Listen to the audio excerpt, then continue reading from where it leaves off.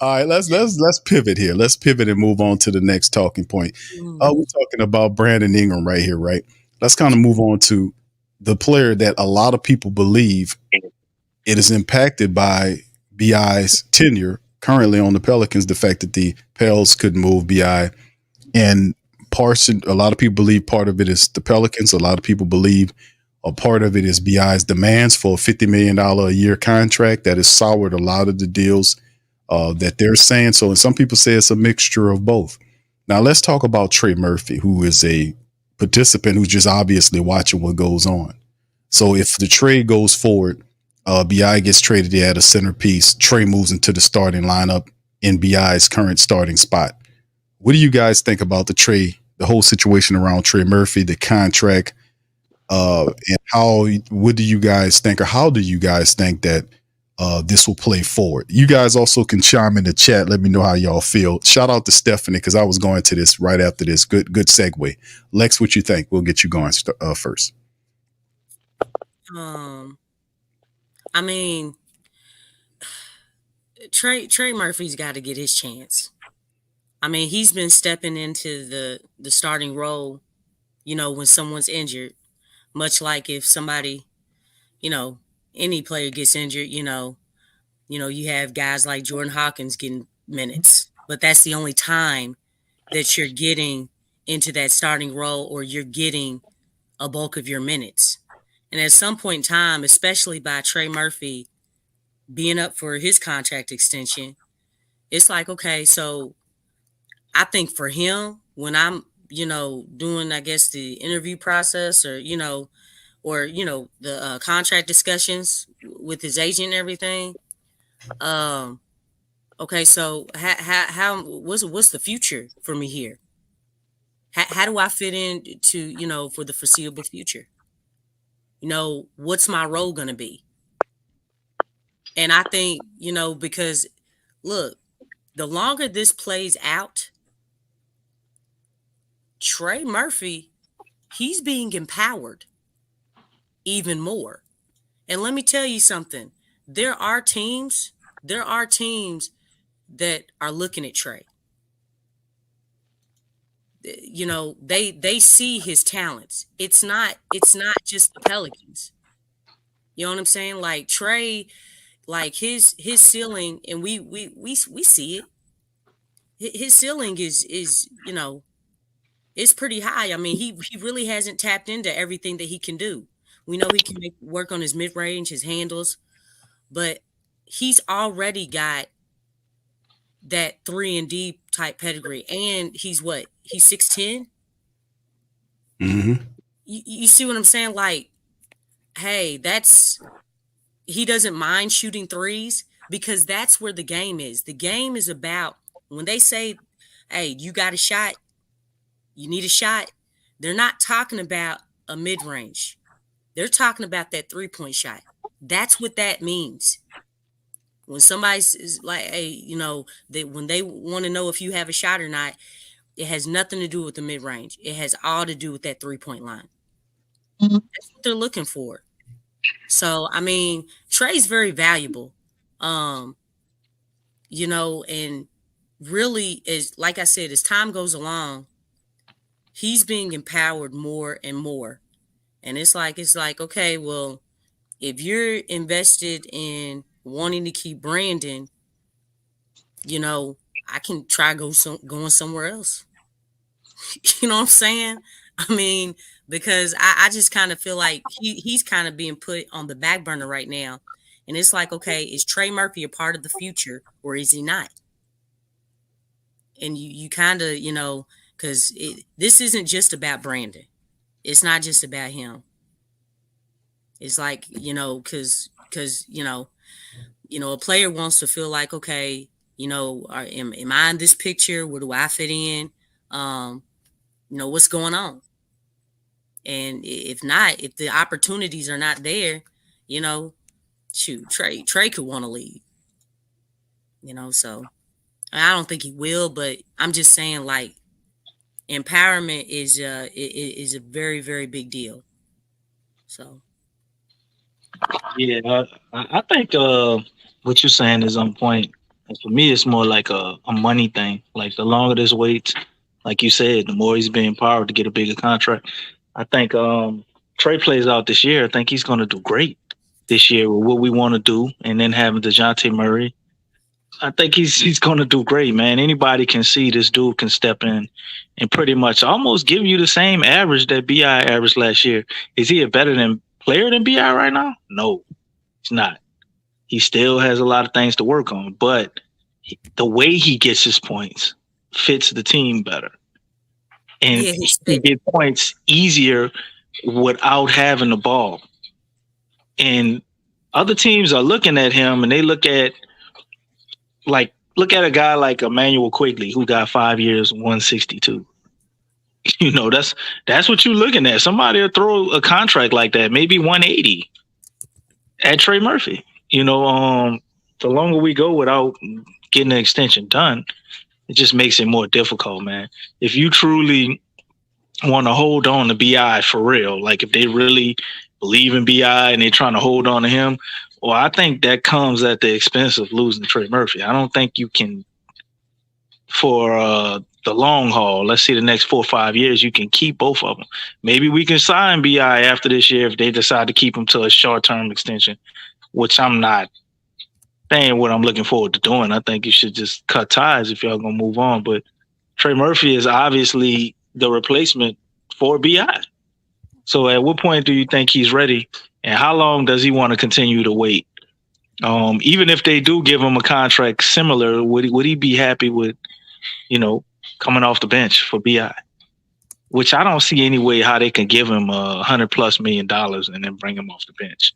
So we're like, okay, well, what else can we do? Well, they can move CJ McCullough, but it still will have a lineup with DeJounte Murray.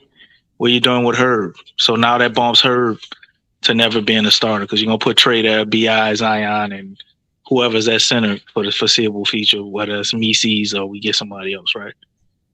It's just the more you look at it, you're going to come to a crossroad with that situation. Trey and Herb love playing together.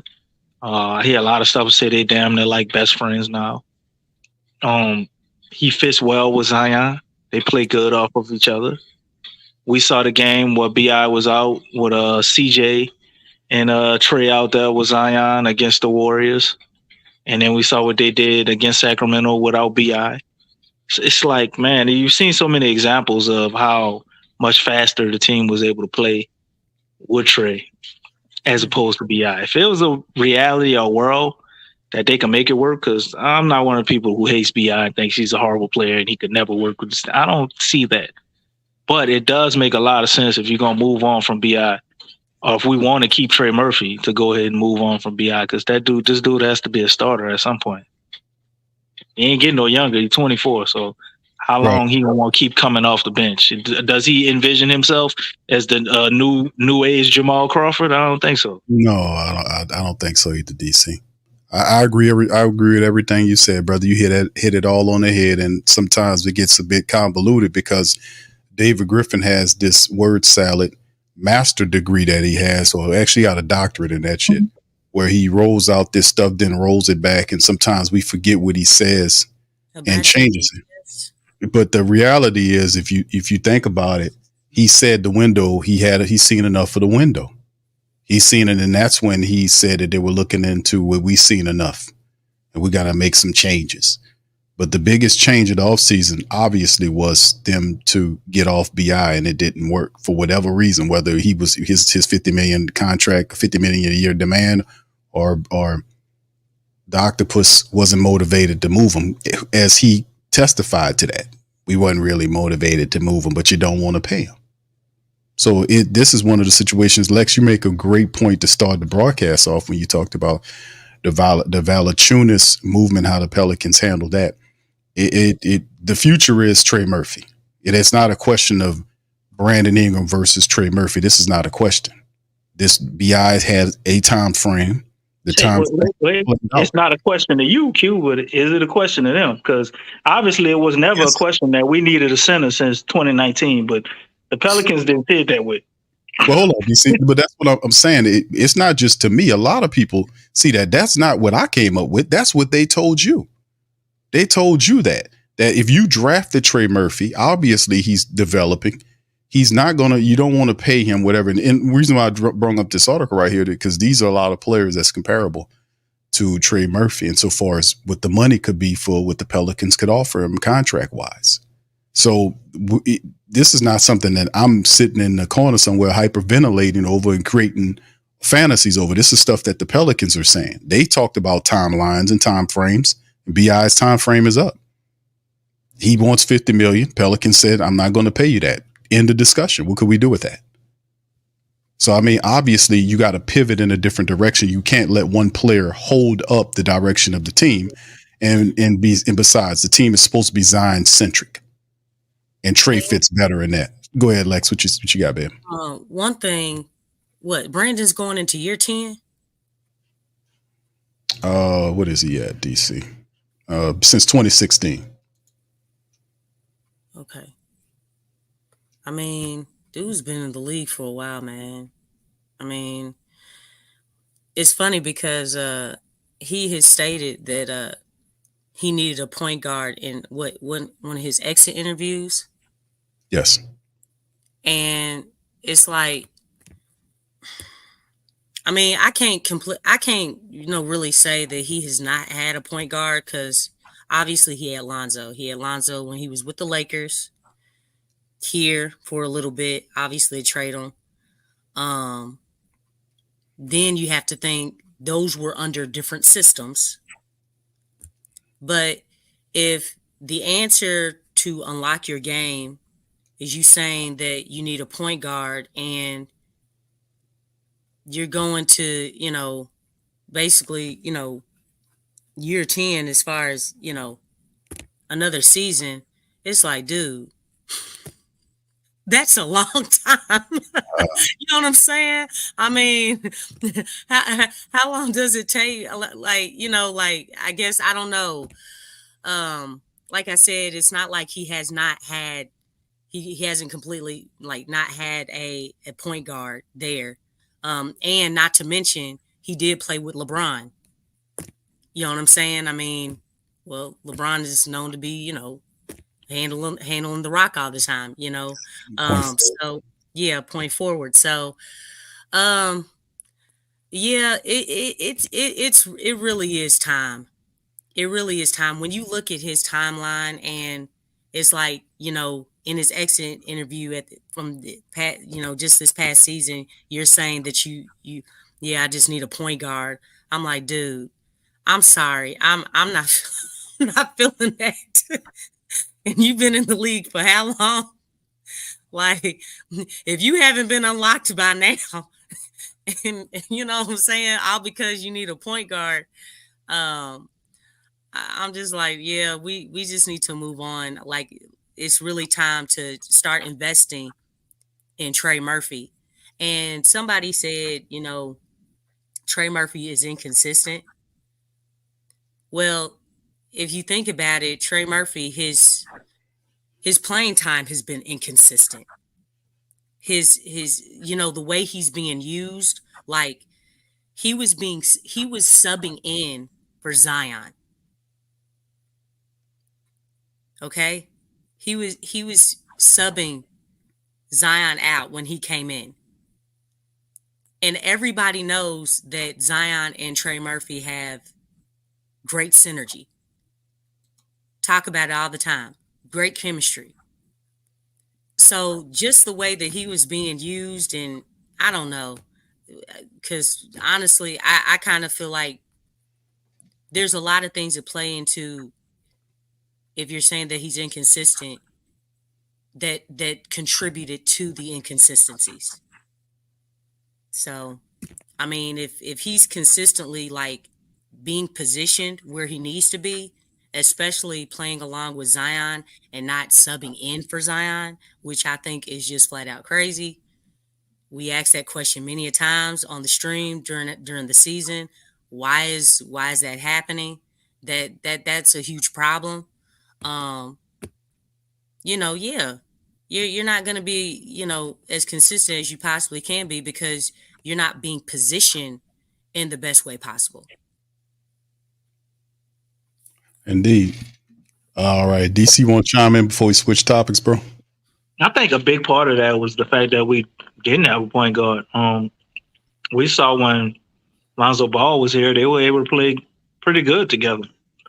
Now, Stan Van Gundy did come up with the idea, I guess, to stagger them, and that worked well. Statistically, for wins and losses, I think we needed a better team. Eric Bledsoe definitely didn't help with that.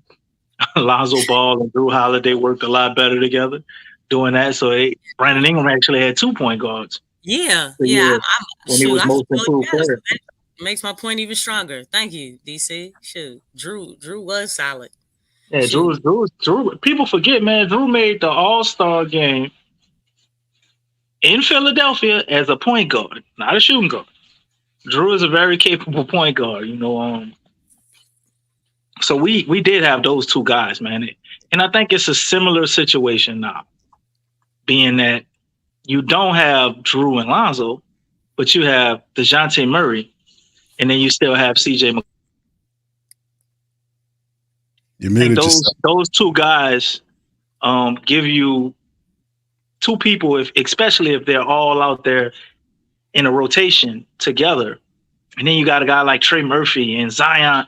It's impossible for a team to be able to double team Brandon Ingram. It may be impossible for them to even put their best defender on Brandon Ingram.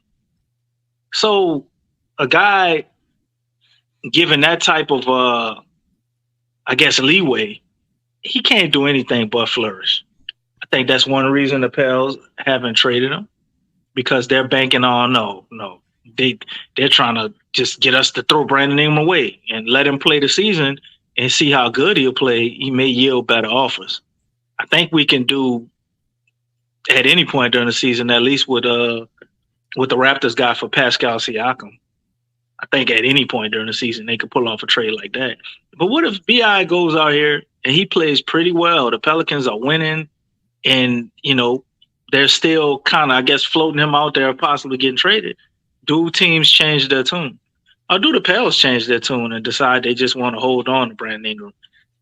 Then that brings us back to this Trey Murphy situation. So exactly, no matter which way you look at it, we're in a quagmire or whatever you want to call it. We're in a rock and a hard place, man. This should not be. We probably should have moved off of Brandon Ingram sooner if we were going to do that. Or at the very least, maybe have looked at trading Trey Murphy if you are set on keeping Brandon Ingram, because I don't see a reality, at least at this point, where we can keep both of these guys. But then that comes into play. Are you trying to build around Zion? Because Trey actually fits better with Zion than Brandon does. Oh, as well as the team. I'm taking Trey all day, and I like BI. But after what I saw last year, for me, it was the Lakers game. Before the Lakers game, I was one of the people, you could never tell me about trading BI. We keep him, he won't be here. I've always stood firm on that. The KD trades, I don't regret saying none of that. But after what I saw, that Lakers game, when Zion was doing what he was doing and Brandon Ingram was on the bench sulking, upset, and how amazing that moment was and how that was looking, instead of being fired up about that, he was on the bench upset. I'm like, nah. Everybody around Brandon Ingram won't be the guy, man. He wants to be the number one player. We can't. Yeah. You got to pick between him and Zion. You're either going to build around him or you're going to build around Zion. I've always heard people say that. I kind of saw some stuff I didn't want to believe. I'm like, they can co-captain, da-da-da-da. But I remember the very first real game we played, or maybe it was a preseason game. I can't remember. But I remember Lonzo Ball, he threw an alley. He threw an alley to Zion. And B.I. when you got B.I. jumped up there and took the alley. I said, oh, shit. I remember that. He jumped in front of him. He was clearly throwing it to Zion. I know. I seen that. I mean, we look at that moment and deny it, but looking at what I saw in that Lakers game, it just reminded me of that. And one of my partners we were talking about, he said, "Man, we got to trade BI." He said that shit 2019. And here we are. You've seen it throughout the season, though. You've right. Seen the different. Yeah, that wasn't a sequel, when you bro. look at some games, it's like, okay. Yeah. Mm-hmm. Go ahead, Les. Sometimes it, it was like they were playing like between BI and CJ, they were trying to play Zion keep away sometimes. I mean, it's like, you see, no, for real. You see those moments like, what's going on? I think CJ was poking at, I honestly believe that CJ was poking at BI doing that. Because BI does that. And the reason I believe that, think about all the lineups you saw with CJ and Zion and no BI. They actually played really well together. So I think that was more of a tiff between CJ and BI had going on with him jacking up shots and taking them from Brandon Ingram. I think that was possibly maybe his way of trying to get Brandon Ingram in line and get everybody more balanced. Or some of it could just be we didn't have a damn point guard. It was trying to do the best they can. You got two guys who kind of could be shooting guards. I'm looking at I'm looking at the body language, the demeanor. Okay. You know what I'm saying? Like it would be obvious. Like you know what I'm saying? It would just be flat out obvious. Like there were times where they would be on fast breaks, right? Well, Zion was closest to the basket. Brandon, and I think actually Brandon and CJ, they actually did it.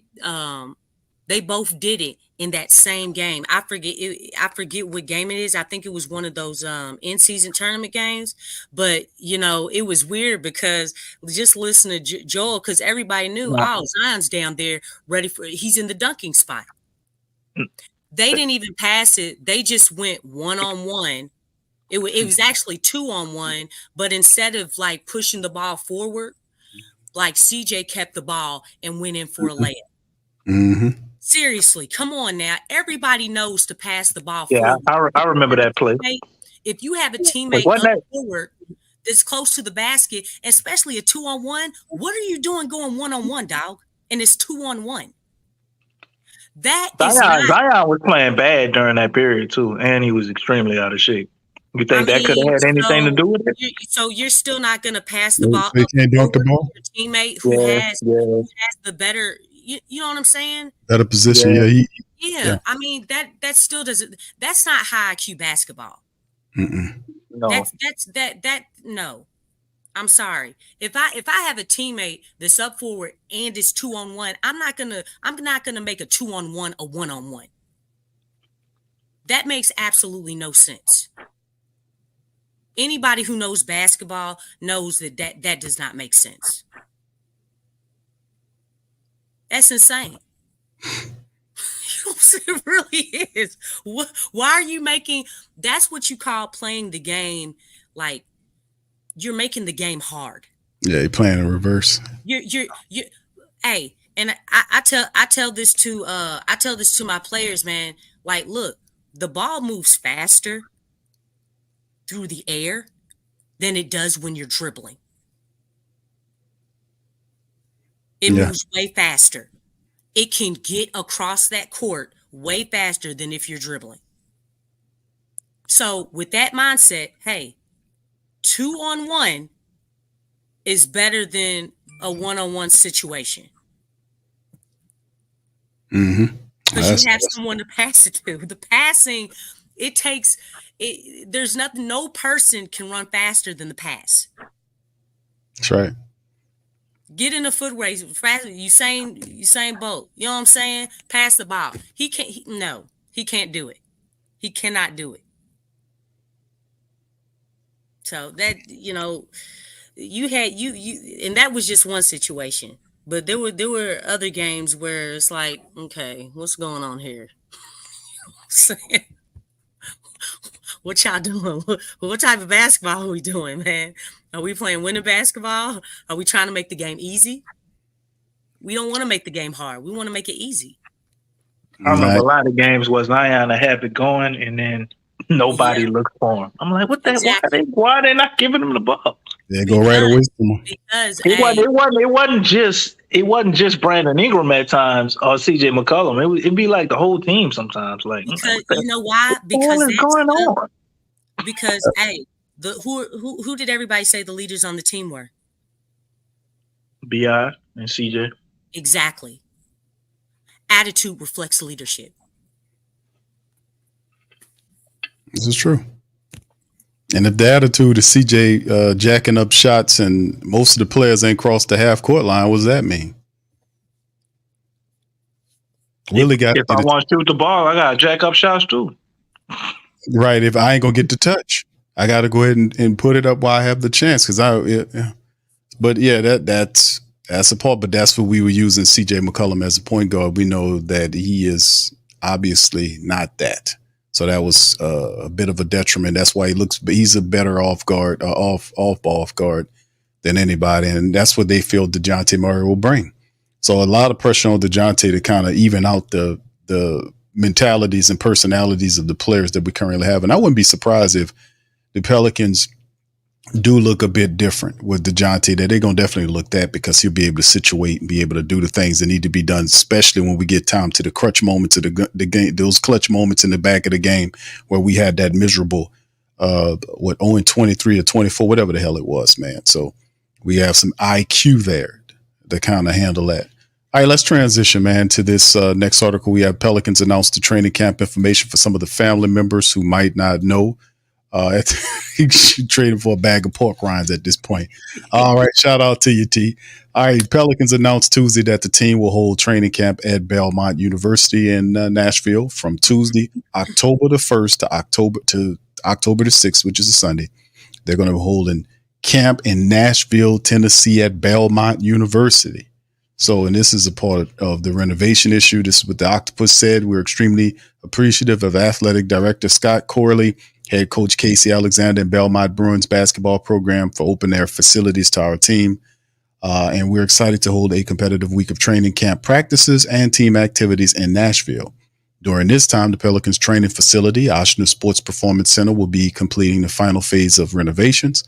We're equally excited about the significant upgrades being made to our practice facility, which is yet another example of Mrs. Benson's commitment to providing our players and staff with the most state-of-the-art amenities required to be successful, says the Octopus.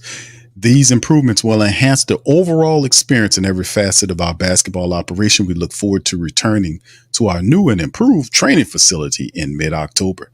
Pelicans will hold Media Day Monday, September the 30th at the Smoothie King Center in New Orleans prior to the traveling in Nashville. Training camp practice will be held at the Crockett Center for Athletic Excellence on the campus of Belmont University from October 1 through 6. All training camp practices are closed to the general public. Additional information regarding practice times and media availabilities will be distributed at a later date. Following the training camp, the team will return to New Orleans for its first preseason game against the Orlando Magic at the SKC on October the 7th. Tip-off time is 12:30 Central Time. So there you go. First game, as we know, open up against those pesky Orlando Magic, man. The very pesky Orlando Magic. Okay, let's kind of move into our next topic of discussion, fam. Let's play Grade the Trade. Well, actually, I got one more. Let me run through this one right quick, fam. This is about the media deal. The Pelicans get a new TV home next season. And listen, I had the Bally Sports app. I think DC used it too, but I had the Bally Sports app. It was a piece. I ain't gonna say it's a piece. Yeah, I used it, bro. I used it. It was disappointing, man, for that app. It would freeze on you. Some games you had to keep reloading the app. You had to reset the app at halftime. It was an unmitigated, uncomfortable disaster.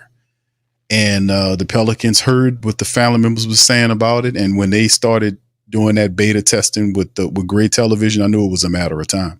But anyway, the Pelicans' new TV partner give them a reach to over 3 million viewers to watch games next season. So this is something that we kind of covered on the Flash Report. We're kind of going over it now. Pelicans ditching Bally Sports to broadcast the regular season games next season. The team has reportedly struck a multi-year deal with Gray Television to air approximately 70 of the 82 regular season games.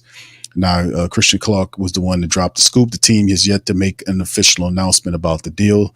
Bally Sports' parent company, Diamond Sports, filed for bankruptcy early this year, and it was inevitable the Pelicans would find a new partner to broadcast their games.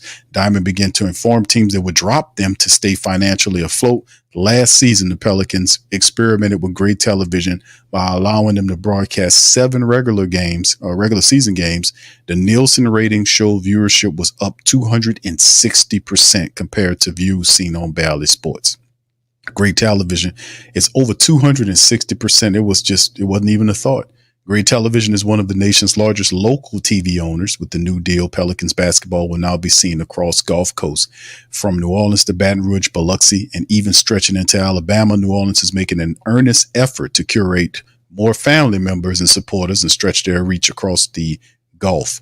Earlier this year, the Pelicans and Saints agreed to a new multi-year agreement with WWL Radio. That's why a lot of the coverage with Mike Hosby kiss ass, because they got an agreement right there, and that buys you a lot of de-essing from some of their commentators.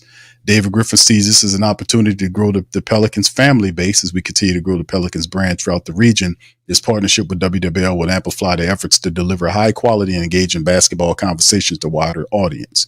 New Orleans isn't the first team recently to allow their games to be seen free by family members. Phoenix recently switched to free over-the-air model to allow their family members to watch the Suns games. This new TV and radio deals will allow Pelicans and family and supporters over a much broader area to watch the team for free. So this will definitely help. Very smart move right here. If you go back into your memory, remember when the Pelicans, when Tom Benson first bought this team, the contract that they had, the television contract, was a piece of trash. The last dude that had the team, Shin, who came over from Charlotte, had this terrible garbage ass agreement in place where people couldn't watch the games. They had to split up, all kind of craziness. And he came in and made it a lot easier. And this deal that's under Gale is the best of them all. So the family members will be able to see the games on television. None of the craziness with the app involved. It's going to be a lot easier there. And before we go to grade the trade, y'all, Lex, DC, y'all want to chime on the last 2 items? Yes, I would. Yeah, I don't care about that. The practice facility. Y'all need to get y'all's butts in the arena that you play in. Okay, they need to start practicing in there, because if you're starting off how you ended the season, losing all them home games, okay, we had problems, right? Right. Am I the only one who saw that? Okay. No, we had some problems. Yes, Okay. indeed. Yeah, I don't. Right now, it's like if you're talking about winning at home, you need to get off to a great start with winning games at home. You know what I'm saying? Let's hey, for real, let's address that early. But right now, I mean, that's great. But at the same time, I'm looking at how things ended, and y'all couldn't win at home. Y'all can win at home. Like, practice in the arena where you're going to be playing your games at, so you can get off at a good start, winning games at home. Because, I mean, I like to think that the fans deserve to witness winning games on their home court. You know what I'm saying? Not everybody can travel cross country. You know what I'm saying? Like DC. That's right. Everybody don't have a magic yacht. Hold up. I'm not driving at the time or boating. I'm sitting still tonight. What is y'all talking about? He wasn't in. Look, he was sleeping. I caught you. I am sitting still. Wake up. What you say, mommy? But look, I think it's an awesome thing. And Lex, I'm not gonna let you undermine with the incredible work that our physical therapist has been doing at this practice facility. Amen. And what these upgrades are going to do for the team. That's they need great. to get their massages and all that. They have some practices over there. But I will say this in agreement with you. Hey, the practice before the game. The practice before the game should always be in the Smoothie King arena. It's so much so that makes so much sense I always thought that's what they were doing. Because it just makes too much sense. It up late. That's what's really sad. They changed it up late. And then, look, they went back to their normal ways. Be like, all right, we got to win after we had practice. No, dog, keep practicing. Keep practicing. Why wouldn't you practice in the arena that you're going to play the game in? I just can't. At least one of the practices should be mandatory. You know, that's in there. Like, the before game, like, I don't care about the shoot around and all that. Nah, you need an actual practice. Yeah. When you're going through everything. Because a lot of times from what I hear, you know, the guys might practice like twice a day. You can have one over at the facility. You can have another one in the arena. Like, what better way to simulate a live game than in the goddamn arena you gonna play it? Like, it's so common sense. It just makes too much sense. Like, you don't see the Saints doing that shit. I'm sure they have some practices in the goddamn Superdome. Why they can't catch on? And they play less games. Especially if you have a streak of losing at home. You know what I'm saying? Man. Like, that it's like, dude, okay, let's do something different. Something's going on here, you know. And how many games did they go losing at home, but until they decide to change it up and practice in the arena? I don't even remember it. Too many. You know what I'm saying? Yeah. like this is broken. Okay, if it's broke, if it ain't broke, you don't fix it. But this is broke. Yeah. It needs to fix. You have to change it. You can't keep doing the same things and expecting a different result. Well, all the people with common sense, please stand up. Man, that's crazy. But you know the real kicker, though? The practice facility and the Smoothie King Arena is probably about 15 miles away from each other, man. Like, it's not even close to the arena. That's the funny part. Like, everybody out here in the city who knows what a practice arena is off of Airline, and then you got way downtown. It's a whole different part of the city. It's technically the practice facility ain't even in New Orleans. It's in Metairie. And then you got that's right, the arena that's in a whole. It's a different zip code. It's in a whole other zip code, and you don't think that practicing there would help break a streak for you to not win at home? I guess maybe because the year prior they had been doing it that way, and they didn't attribute that to being the reason. But I'm like, golly, though, man, if you're not playing good, how can you not at least think that would have something to do with it and be one of the first solutions that you try? I never understand that. And that was the difference in between us probably winning 49 games versus us winning maybe 53. I think you could have got a few more wins just off of doing that. But guess we'll never know. And we probably wouldn't have been a playing team. So would Zion have really got hurt? Guess we'll never know, though. Hey, can you put up Rob McCoy's comment? What's up, Rob? We talking about Gail putting new shower heads and better toilet paper, calling it a renovation. I'm sorry. Oh, we got the top stuff now. What type of toilet paper is it? Golden Charmin? Yeah, baby, we got the good stuff now. Royalty Charmin. Extra soft. Charmin. They got the good stuff. The Pelicans don't play no games. The Pelicans keep it they keep it all the way funky. That's why ain't nobody taking the Pelicans organization seriously. I tell you, man. Well, I tell you. I'm trying to put this question together in the chat for the family members. See, it was a little too long. Who loves Willie? He's not trying too hard about that Willie question, just letting y'all know. Oh, that was long ago. The people was answering that already. So, there you go. Oh my gosh. Yeah. People, listen, that question's a moot point because we still got Willie. See? No. Okay. Oh Look. no, it's not a valid question. Listen. Who likes the Pelicans front office? You know what I'm saying? Hell, I'll vote on that one. Okay. And then look, the front office is still there. They ain't going nowhere. Look, all of it's a mute point, but we still want to know what the fans think, right? Look, what the people think. I didn't answer that. Who likes where the team is right now? Who likes the roster?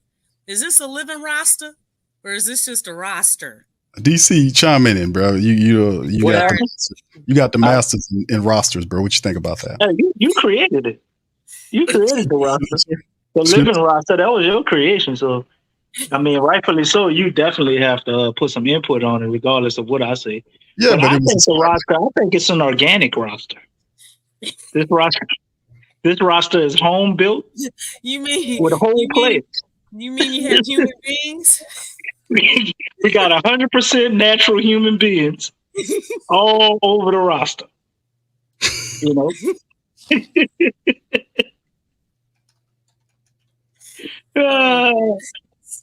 So it's not a living roster. It is an organic, sustainable roster of whole human beings. But I'm just saying, we like all these questions. They're at a mute point. That's my point, Big Q. I'm just saying, Lex, because the roster is the roster, right? The roster's the roster.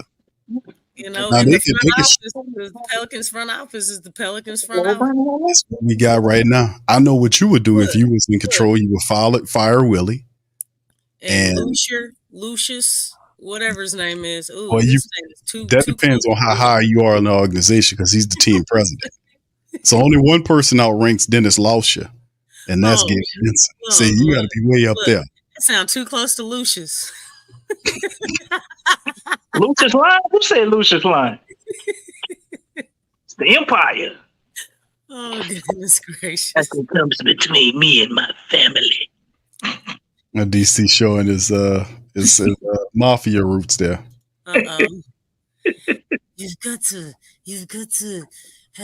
make it a little bit more smoother. You know what I'm saying? You sound like a Serbian or something. What mob you can coming from, Lex? What's going on with you? What mob she talking about? Look. Man, that's the mafia over there in Serbia. Q Lex don't play, boy. I know. How about that? I was like, oh, shit. Oh my goodness, we got the Serb mob in that mother. I said, Lex, my goodness. I tried. Subscribe now and stay up to date for all things New Orleans Pelicans.